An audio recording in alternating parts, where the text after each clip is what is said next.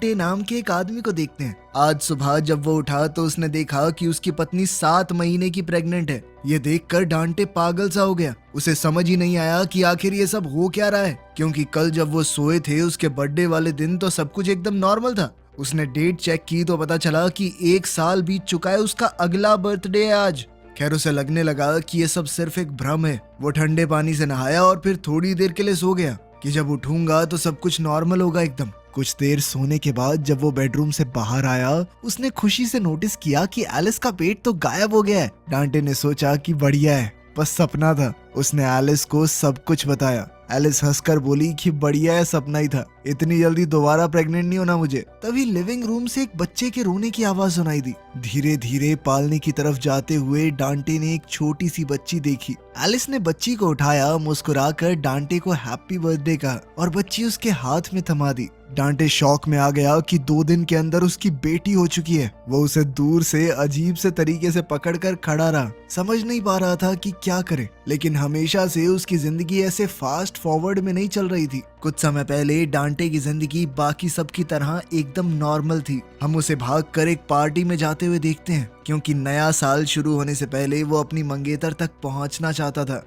उसने जैसे ही अपनी मंगेतर को पीछे से देखा तो न्यू ईयर काउंटडाउन खत्म ही होने वाला था। तो भाई ने पकड़कर घुमाया, सीधा चूम लिया। लेकिन जैसे ही वो पीछे हटा उसका चेहरा डर से भर गया। उसने गलत औरत को चूम लिया था। गलती भाई की भी नहीं थी, दरअसल उसकी फियांसे और उस लड़की के कपड़े बिल्कुल एक जैसे थे। बदकिस्मती से उसकी मंगेतर ने ये सब कुछ देख लिया। गुस्से में उसने डांटे को थप्पड़ दिया और वहाँ से चली गई। उनके बीच का ये रिश्ता भी खत्म हो गया। डांटे भी इससे बहुत ज्यादा दुखी नहीं हुआ और उस औरत से मिलने का फैसला किया जिसे उसने गलती से चूम लिया था, एलिस।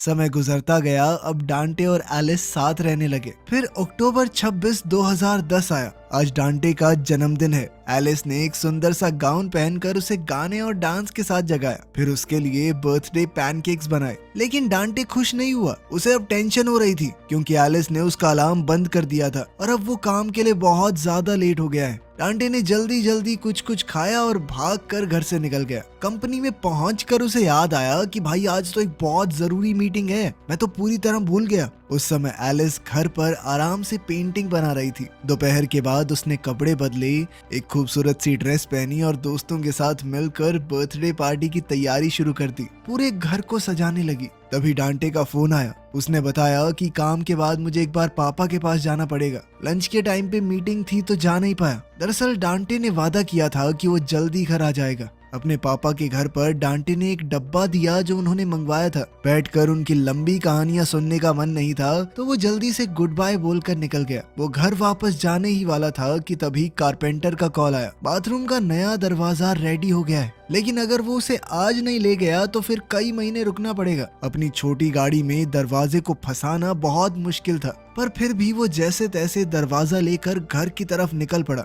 लेकिन किस्मत आज उसके साथ नहीं थी। रास्ते में बहुत ज्यादा ट्रैफिक मिला। जब तक डांटे घर पहुंचा पूरी तरह रात हो गई। दरवाजा खोलकर देखा तो उसके दोस्तों ने सरप्राइज बर्थडे पार्टी रखी थी। सब उसका इंतजार कर रहे थे। सबसे थोड़ी थोड़ी बातचीत करके डांटे थोड़ी देर के लिए निकल गया ताकि वो बाथरूम का नया दरवाजा लगा दे। दरवाजा लगाते वक्त उसका दोस्त आया और उसे एक खास गिफ्ट दिया, रोलर कोस्टर पार्क के टिकट्स, उसके 40वें बर्थडे के लिए। बचपन में उन दोनों की फटती थी उस पर बैठने से, लेकिन मन भी करता था, तो अब वो अपने बचपन की इच्छा को पूरा करेंगे। लेकिन डांटे ने मना कर दिया। उसने कहा कि मेरे पास इन कामों के लिए वक्त नहीं है अब। शायद 10 साल बाद जब वो बहुत मेहनत कर लेगा तो थोड़ा फ्री टाइम मिल जाएगा, अभी तो नहीं है। पार्टी में वापस आकर डांटे ने सबके तोहफे लिए, थोड़ा बहुत समय बिताया उनके साथ। फिर एलिस ने अपना गिफ्ट दिया, एक पेंटिंग जो उसने डांटे के बर्थडे के लिए खास बनाई थी। केक आया, कैंडल्स जली, सब मुस्कुरा रहे थे। डांटे ने अपनी इच्छा मांगी कि काश ये सब जल्दी से खत्म हो, और कैंडल्स बुझा दी। उस रात एलिस डांटे की पसंदीदा मूवी का एक किरदार बनकर सामने आई। डांटे उसे देखकर बहुत खुश हुआ और उसने एलिस को अपनी बाहों में ले लिया और बत्ती बुझा दी।